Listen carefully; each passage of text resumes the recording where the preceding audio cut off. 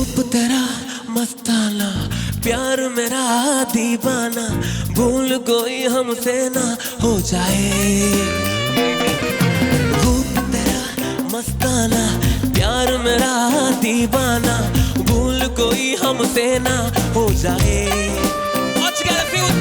रूप तेरा मस्ताना, प्यार मेरा दीवाना, भूल कोई हमसे ना हो जाए।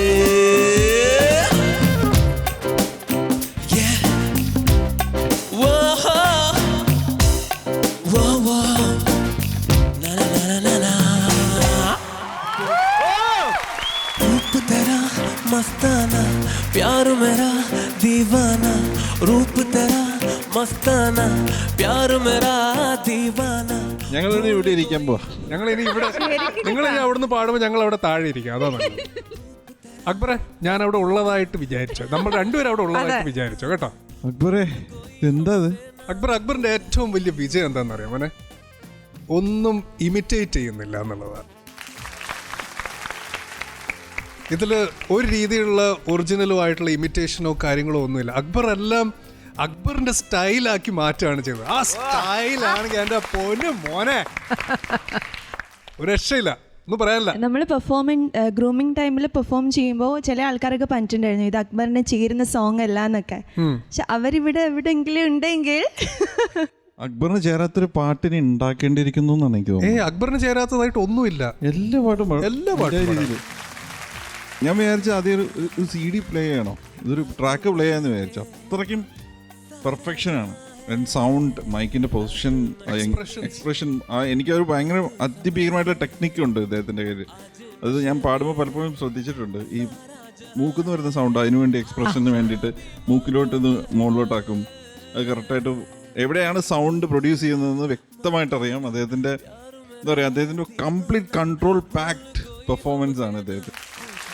അക്ബറിന്റെ വീട് എവിടെ? അക്ബറെ തൃശ്ശൂർ അല്ലേ? തൃശ്ശൂരാണ്. ഉടനെ കൊച്ചിയിലേക്ക് താമസം മാറ്റിക്കോ മോനെ. ഞാൻ കൊച്ചിയിലേക്ക് എന്നേ വന്നു. ഞാനിവിടെ ഫ്ലാറ്റ് എടുത്ത് താമസിക്കണം തന്നെ സിനിമയിൽ പാടാനാണ്.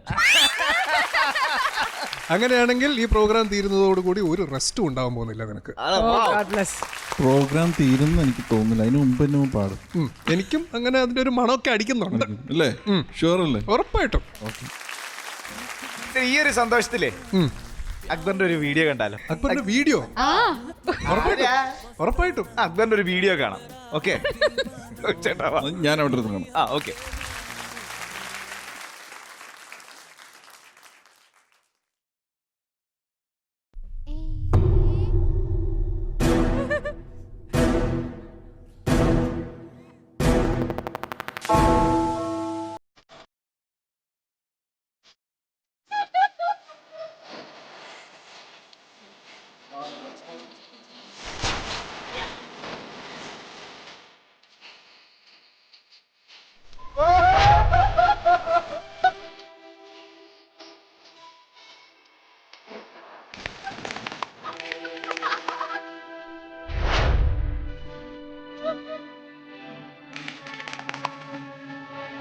You know what I lost as I stretch.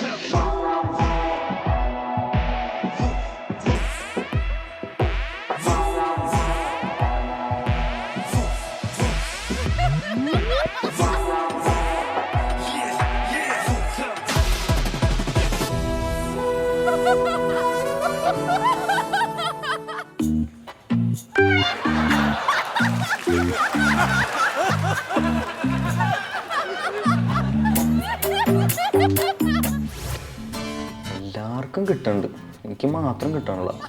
എന്ത് ബ്ലോക്ക് ബസ്റ്റർ ആണല്ലോ, നമുക്ക് നോക്കാം.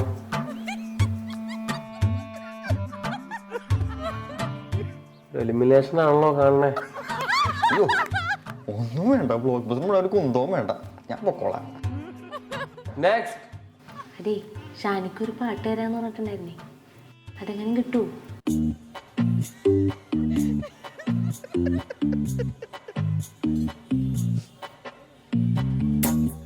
ഷാനിക്കല്ലേ, പുള്ളി പറഞ്ഞതാ. Set, confirm. മതി, അത് മതി. നെക്സ്റ്റ്. അതെ, ടിക്ടോക്ക് നിർത്തലാക്കി, എങ്ങാനും തിരിച്ചു വരുമോ?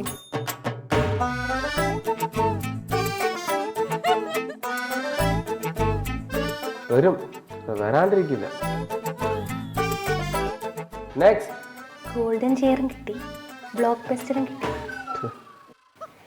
വിന്നർ ഞാനറിയാൻ പറ്റുമോ?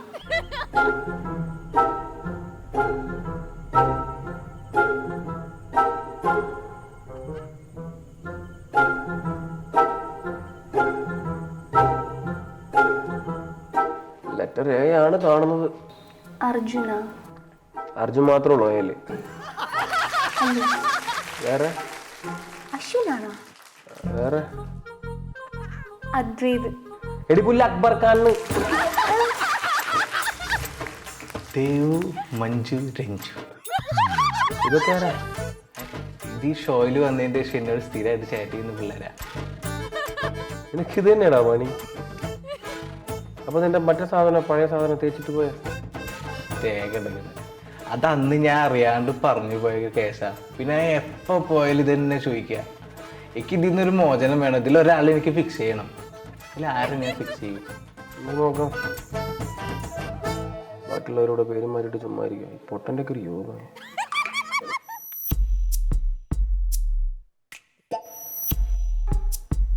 ദേവു.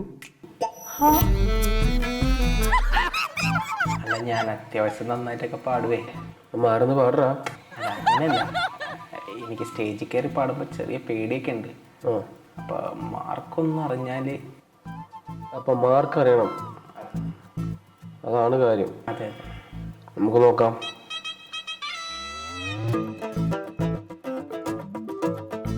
ഒത്തിരി മത്താപ്പൊക്കെ ആണല്ലോ കാണുന്നേ ശരിക്കും. നെക്സ്റ്റ്. ഞാൻ സിംഗിളാണേ, പ്രേമിച്ചാൽ കൊള്ളാന്നൊക്കെ ഉണ്ട്.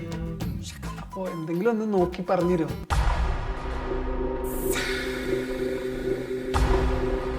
ഒരു വാഹനമാണ് കാണുന്നത്.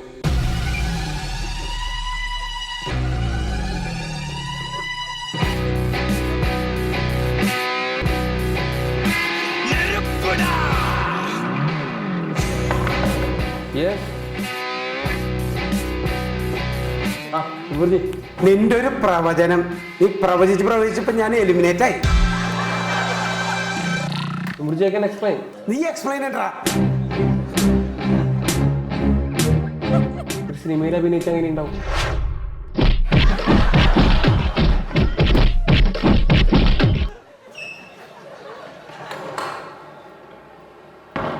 അവന്റെ ഒരു സിനിമ